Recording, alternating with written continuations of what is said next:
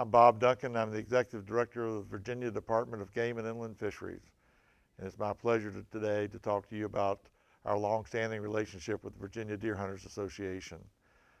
Our relationship between the department and the deer hunters goes back to more than 30 years ago, and we're just very pleased and want to congratulate the association on its 30th anniversary coming up. We've had many opportunities to partner with the Virginia deer hunters over the years. The relationship that we have with them is a valued partnership. And I can recall one of the very first meetings that we had more than 30 years ago when we were first talking about deer management in this state, and when the founders of the association were explaining what they were all about and what they hoped to see, what their goals and aspirations were for the organization. And from that kind of humble beginning, I don't think we could have ever envisioned the accomplishments that have come forth in the last 30 years. I remember the very first newsletter or magazine that was put out was really a black on white trifold newsletter, very modest, but also very worthwhile. And from that's grown now to be one of the premier, the Whitetail Times publication is a premier publication that all of us look forward to reading and receiving information about deer management and deer hunting and all the issues of the day. And not the least of which is the membership survey results that come annually. And again, it's just been a remarkable journey to see the development of the Whitetail Times magazine and what it means to our agency, and I know to the members of the association. I can recall that the very first Wounded Warrior hunt that I ever went on, and it wasn't called the Wounded Warrior hunt then, but the leadership of the Deer Hunters Association were able to make some arrangements with McGuire Veterans Hospital, and a hunt for some disabled veterans was done out in Chesterfield County. I think the first one that I ever went on. And what a gratifying thing that was. And I would have never experienced that. We were there to look at deer and do a little biology work and age some deer and that sort of thing. But it really impressed me, the effort that the members of the Virginia Deer Hunters Association put into the success of that hunt, the meals they prepared for those folks. And I'll never forget the acknowledgments by many of the veterans who participated in that hunt. What it meant to them, whether they killed the deer or not, didn't really mean much to them. It was the fact that they had an opportunity to get out in the out of doors and go deer hunting when many of them never thought that they would have that opportunity again.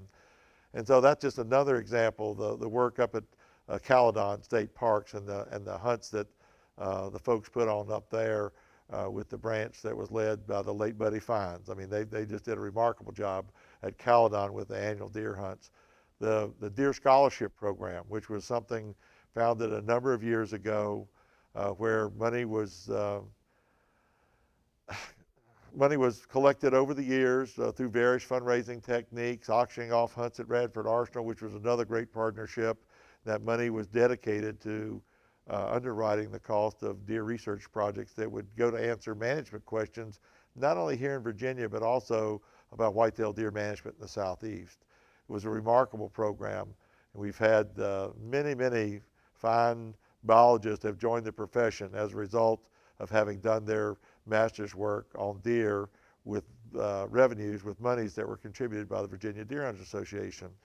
And in at least one case, the deer hunter sponsored one of our biologists to go back to school, and he did so, and he's now making a huge difference on a regional basis. And we've had several of those folks that have made those kinds of contributions.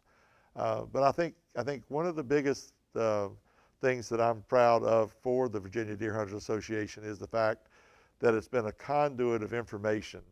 It's been an association that has helped its membership to learn how does the game department work, how do regulations get set, how to have input into the regulatory process. And that's one of the beautiful things about our North American model of wildlife management is we have a participatory process. It's open for everyone's input. And I think the deer hunters have done an outstanding job of representing the wide cross section of deer hunters, whether they've been bow hunters or muzzleloader hunters, general firearms hunters, or hound deer hunters. the association has done a wonderful job of helping to represent all of those different deer hunters in Virginia and in support of the deer resource. I mean, we're very blessed here in Virginia. We've been able to avoid a lot of things that other states have not avoided, and these were things that would have had a negative impact on the whitetail deer resource here in Virginia. For example, we don't have deer farming in Virginia. We don't have captive cervid rearing operations. The deer in Virginia are owned by the public. They're held in public trust. And that's something that's very important to us. It's very important under the North American model of wildlife management. And the deer hunters have been there supporting this department in making these tough decisions. Now, to be sure, there's been some things that we've had to learn as an agency along the way, whether it was when we were first setting the muzzleloader seasons and we didn't get some of it quite right. And the deer hunters were there to make some suggestions on how we might improve that. And so from a very humble beginnings of open sights on muzzleloaders and non-jacketed ammunition and side locks only, we developed over time with some confidence and some input from the Deer Hunters Association the ability to legalize telescopic sights on muzzleloaders or inline actions for muzzleloaders and any kind of action other than just limiting it to side locks.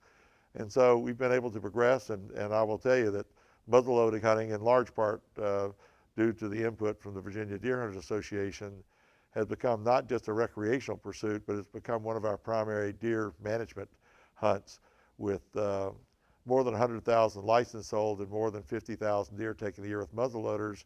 And that typically is 25% of our total kill or 20% of our total kill, depending on how our annual kill is running. So there's just been any number of things. Holding seminars. I can remember attending some seminars put on by the Deer Hunter Association where the featured speaker was Dr. Leonard Rue, who is one of the most widely regarded and researchers of white-tailed deer in the country, and a fellow who probably has written more books and taken more pictures of white-tailed deer than anyone else I know. And again, it was the deer hunters who, in their effort to reach out to people to stimulate interest in deer hunting here in Virginia and to share information. And of course, one of the things I've really noticed over the past 30 years is deer hunting in Virginia is not the way it was when Granddad was here. This is a different situation. Our deer hunters are probably the most sophisticated hunters that they've ever been. They're widely read. They're very knowledgeable. They now know what's behind good management. They know what it takes to produce quality deer. They know more about diseases now than they did 30 years ago. They work closely with our biologists. We have a DMAP program, and the deer hunters were at the table when we established the Deer Management Assistance Program. That's become a huge program for us, with over 1.4 million acres enrolled in that program and about 900 cooperators statewide, promoting good, sound deer management using all the techniques that are known to work, and the data collection that goes part and parcel with that. And the articles that have been published in the Whitetail Times have been a wonderful vehicle by which information can be shared with people. And again, we've had a number of different biologists that have written articles. Our deer project leaders, Matt Knox, for example, has written, annually writes articles on the forecast or the harvest. We've had articles in there about a number of different issues, whether it's chronic wasting disease or whatever. And again, when I think about it, it's almost more than I can describe in one setting, but the relationship that exists between our agency, the Department of Game and Inland Fisheries, and the Virginia Deer Hunters Association is one that we're very proud of. And we're proud of all the accomplishments of the association, the annual banquet, the fundraisers that are done. These are all important things. And I know other groups benefit from that as well. The Hunters for the Hungry program is supported by the Virginia Deer Hunters Association. So there's a lot of good work that's being done by this association. We're blessed in Virginia to have a number of outstanding sportsmen's organizations, but I think we're very unique. And I recall years ago I was asked if there was a need for a national deer hunters organization by the fellow who founded the Quality Deer Management Association. At the time, I told him I didn't think we needed one in Virginia because we had the Virginia Deer Hunters Association, and it was doing such a great job. And I have not changed my opinion of that. And again, we value the input from our friends and colleagues and fellow deer hunters that are the leaders and the members of the Virginia Deer Hunters Association.